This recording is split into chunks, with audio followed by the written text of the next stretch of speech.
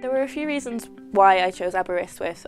Mainly I went through like every course that I was interested in doing, so every English and creative writing course in the UK with like a really fine-tooth comb and looked at all of the modules that I'd be interested in doing, and it came up that Aber was the one I was most interested in coming to. It had the most modules on offer for me, and also looking at the town online, like you've got the hills and the beach right beside each other, and it seemed so different to where I grew up because I'm from the city. So the course is structured with taking 6 modules a year apart from your final year, where you'll do 5, one of those being either a writing project for creative writing or a dissertation for literature. And then there are core modules throughout all of those years that you have to do, but there are also optional modules. The optional modules tend to cater more towards what you're particularly interested in or some specialist areas that you want to progress with. It covers like basically all threat literature. We go right from like medieval stuff all the way up to stuff that has been published in the last 10 years or so.